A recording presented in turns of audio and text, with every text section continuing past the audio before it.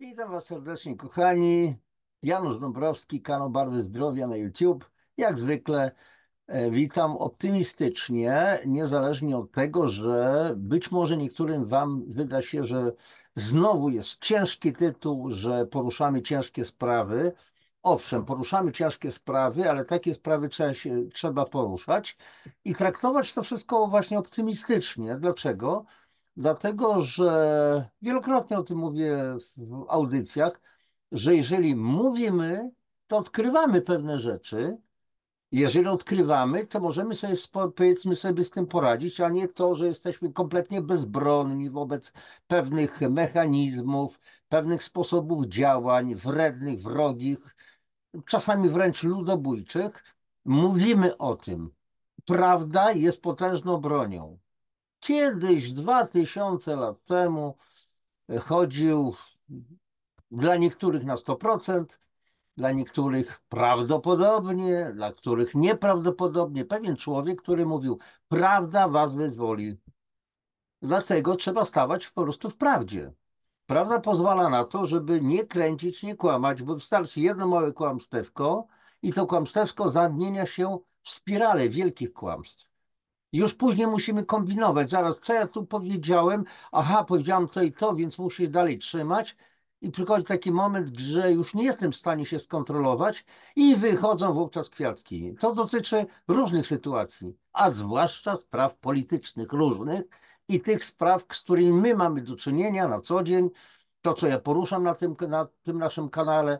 Kanał, jak wiecie, doskonale poświęcony szeroko pojętej profilaktyce zdrowia, bardzo szeroko, ale jednocześnie jest to kanał, który obnaża pewne wredne, podłe sprawy, które przecież nas dotyczą. Kłamstwa, między innymi systemu medycznego, żebyśmy się ciągle dobrze rozumieli. Mam na myśli zwłaszcza tych z Was, którzy dopiero teraz trafiają na mój kanał, na nasz kanał.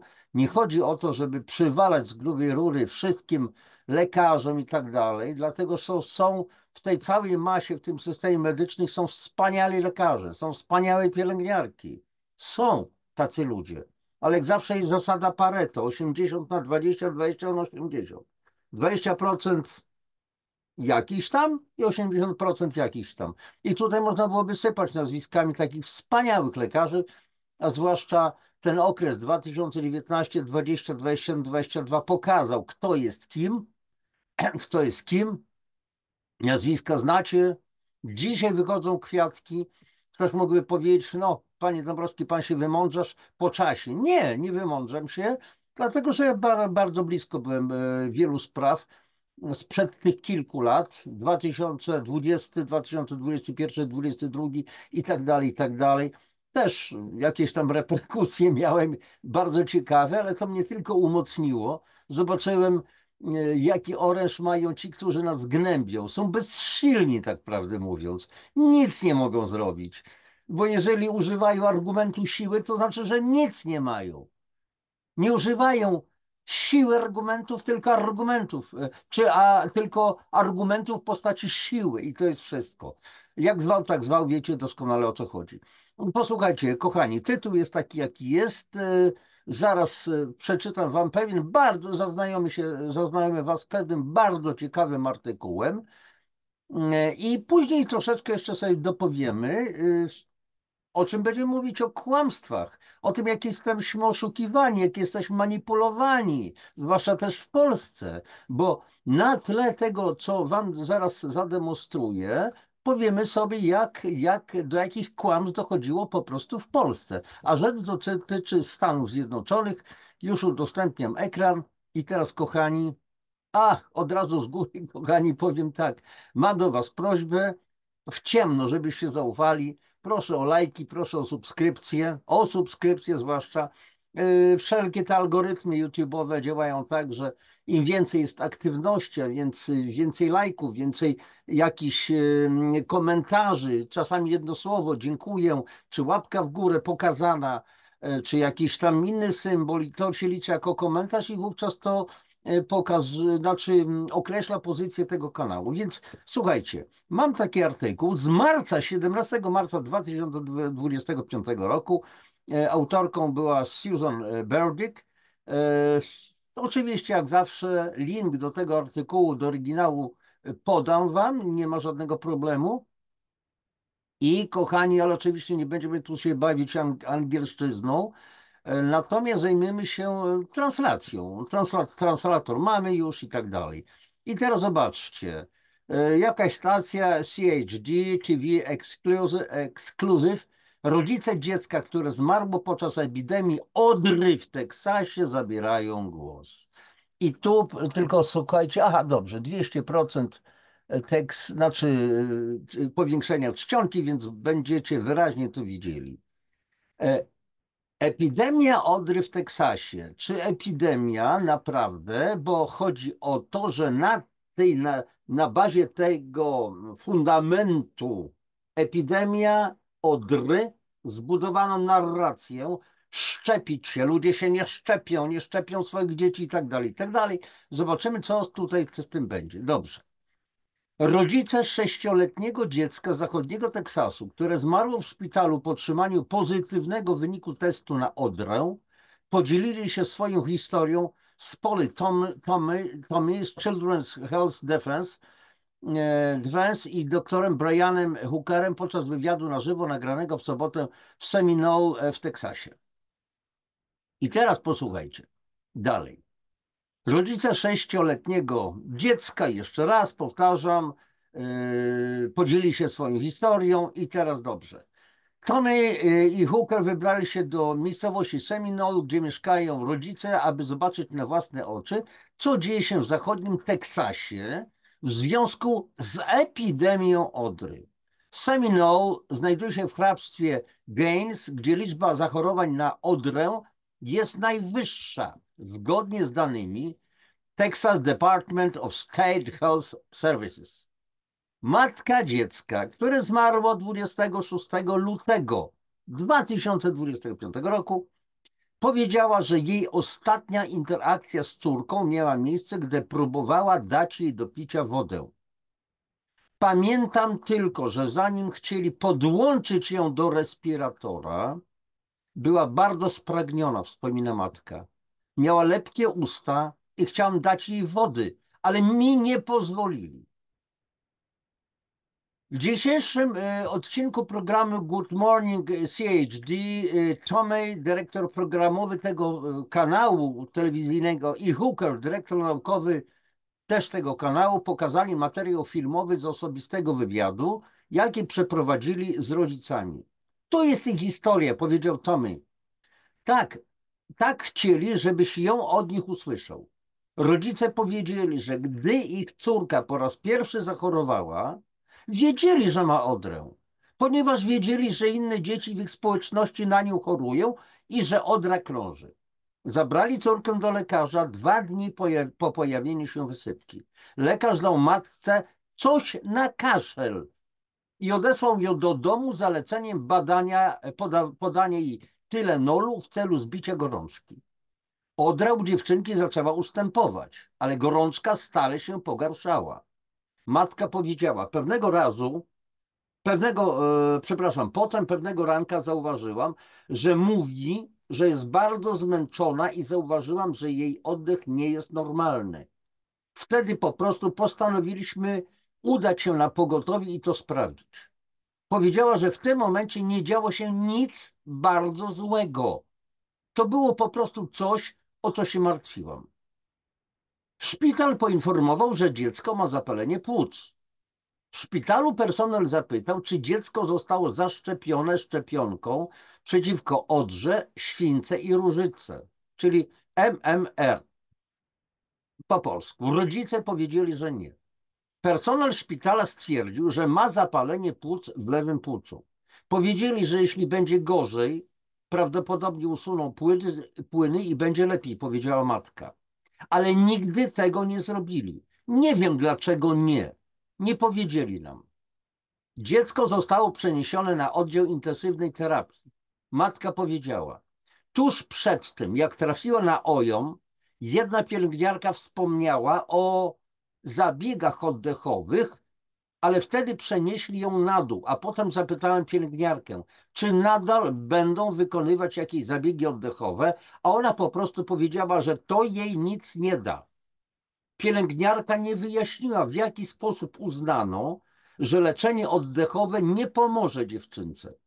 Według rodziców odra u dziewczynki w większości zniknęła, gdy została przyjęta na OJOM.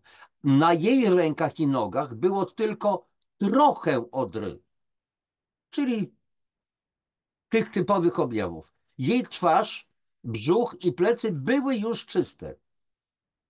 Personel szpitala zdecydował się podłączyć dziecko do respiratora. A co robią respiratory? To już wielu z Was doskonale wie. Rodzice powiedzieli, że mogą ją odwiedzać w ciągu dnia, ale nie w nocy. Matka powiedziała. Powiedzieli nam tylko, że zamierzają wynająć nam hotel w pobliżu i tam właśnie mieliśmy się zatrzymać, spędzić noc, ponieważ pokój był bardzo mały.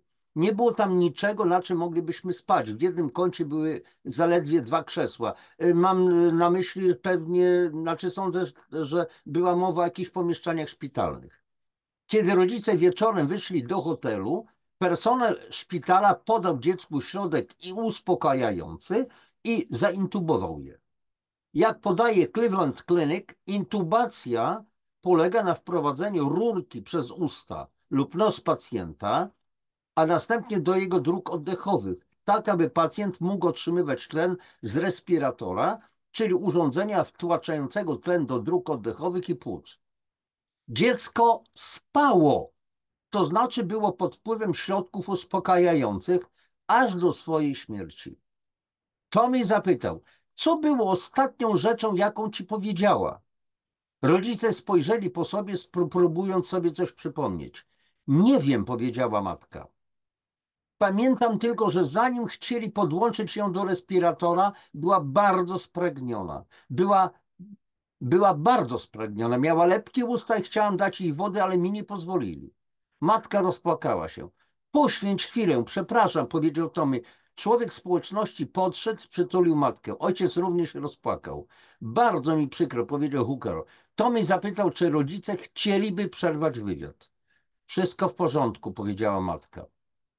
Lekarz powiedział rodzicom, że ich córka jest zbyt chora, aby podłączyć ją do aparatury podtrzymującej życie.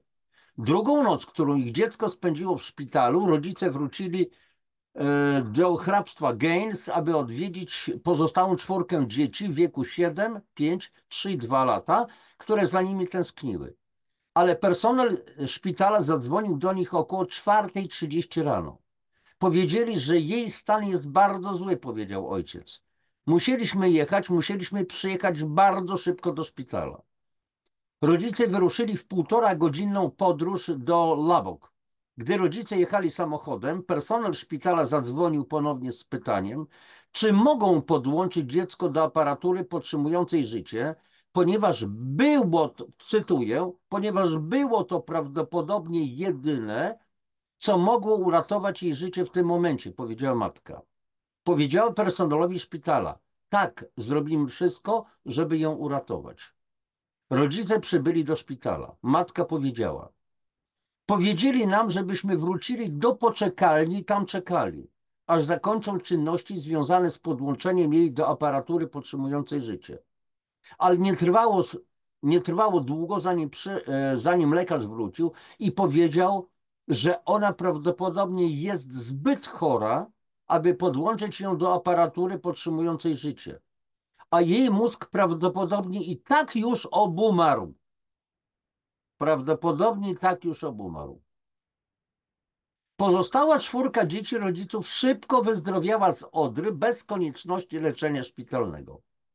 Rodzice poinformowali, że wkrótce po śmierci ich 6-letniego dziecka w szpitalu 4 ich pozostałych dzieci zachorowała na odrę.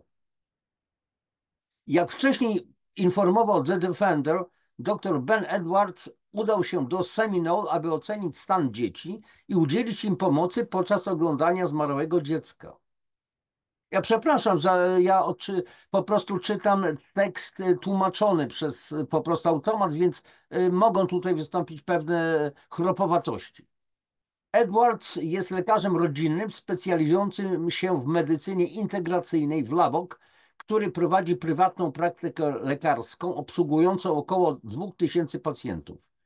Potwierdził, że czwórka dzieci ma odrę i podał im olej z wątroby dorsza, źródło witaminy A w żywności oraz budezonid, steryd stosowany w łagodzeniu stanów zapalnych dróg oddechowych.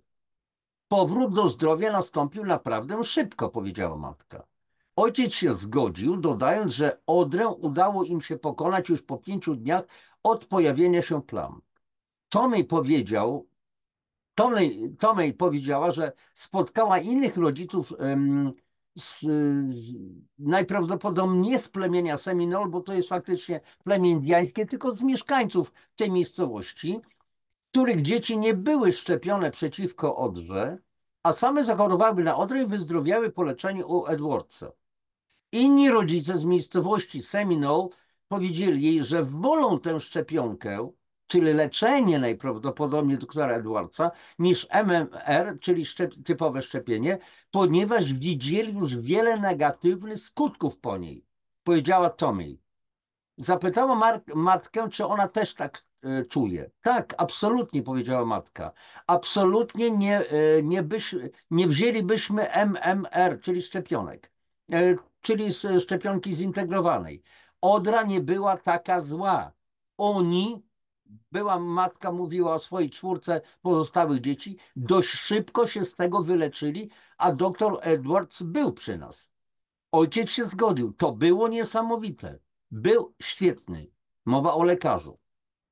Co mówisz rodzicom, którzy w panice biegną, żeby zaszczepić swoje 6-miesięczne dziecko szczepionką MMR, bo myślą, że dziecko umrze na odrę z powodu tego, co przydarzyło się ich córce?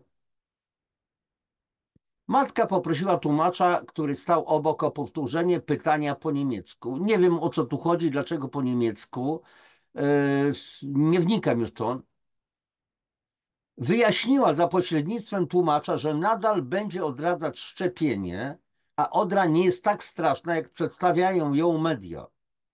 Czy społeczność może coś dla ciebie zrobić? Zapytał Tommy. Módl się, po prostu módl się za nas. To najlepsze, co możesz teraz zrobić, powiedział ojciec. I teraz, kochani, tak, więc zamykam na razie akurat ten tekst. Przeczytałem, kochani, kilka innych podobnych z tej dziedziny. Zresztą, jak zobaczycie w tym tekście, są ewentualnie tytuły następnych artykułów, ale do czego zmierzam? W polskiej prasie, jak zmarła ta dziewczynka, bo ja akurat śledzę tego typu rzeczy, jak zmarła ta dziewczynka, rozpętała się od razu pewna taka mała nagoneczka. W Onecie, w innych po prostu mediach.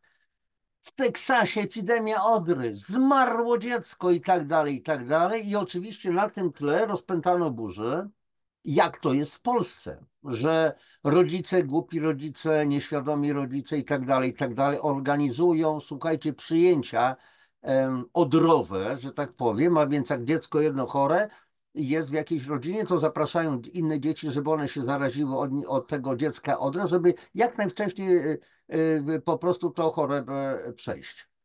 Oczywiście jako antidotum na tego typu działanie na chorobę proponuje się szczepienie. Szczepienie, no właśnie tych trzech, czyli odra, różyczka i tak dalej, i tak dalej. Teraz pytanie, co zawierają dzisiejsze współczesne szczepionki? Trzeba pamiętać o tym, że w latach 50., 60. skład szczepionek na te same choroby, że tak powiem, był inny. O ile wiem, oczywiście. Ja pamiętam do dzisiaj moje pierwsze szczepienie, byłem bardzo małym dzieckiem, a do dzisiaj pamiętam dosłownie z filmową taką pamięcią. Jak siedziałem na takiej jakby, e, nie wiem, to była półeczka, coś jakieś podwyższone, byłem mały i pani w białym kitlu, czyli pani pielęgniarka, To bardzo bolało w rączce. Coś mi takiego robiła, jakby skrobała. Nacinała skórę, czyli dokonywała szczepienia za pomocą tak zwanej skaryfikacji, czyli nacinała tylko skórę. To nie był zastrzyk podawany głęboko, domięśniowy. I teraz zwróćcie uwagę, że nawet sposób podawania, zrobienia tej iniekcji, zastrzyku, podawanie szczepionki ma swoje znaczenie. Pamiętajmy, że skóra to jest nasza pierwsza ochrona. To jest pierwsza obrona wykorzystywana przez układ odpornościowy, immunologiczny. Mamy skórę, to jest coś w rodzaju jak nasze rękawice nakładane zimą. Skóra nas chroni przed różnego rodzaju czynnikami, na przykład gorącą wodą. Wyobraźmy sobie, że mamy, mówiłem kiedyś w jednej z moich audycji, mamy lekko zranioną dłoń, gdzieś jakieś zadrapanie było, jest po prostu, tak, po prostu dłoń pozbawiona na jakimś fragmencie po prostu skóry, skóra jest podrażniona. Wkładamy tą rękę do, powiedzmy, bardziej niż ciepłej wody. Gdybyśmy włożyli rękę niezranioną, nic nie czujemy, tylko troszeczkę cieplejsza woda, czy trochę gorąca ewentualnie, ale nie parząca jeszcze. Natomiast jeżeli wsuniemy dłoń z jakimś podrażeniem, z jaką raną, to od razu czujemy. Dlaczego? Bo to ta tkanka nie ma ochrony w postaci skóry, w postaci tkanki skórnej. Tak samo na przykład błony śluzowe, czyli skóra tak zwana wewnętrzna. I pierwsza podstawowa sprawa, jeżeli chodzi o układ odpornościowy, to jest zadbanie o nasze błony śluzowe, o ciągłość tych błon, o to, żeby były mocne i o ciągłość skóry. To jest nasza pierwsza obrona, ochrona stosowana przez układ odpornościowy. I teraz, jeżeli podaje się zastrzyk głęboko, to omija się te wszystkie warstwy skóry, dlatego że skóra nie jest taka sobie cieniutka, ona ma wiele warstw.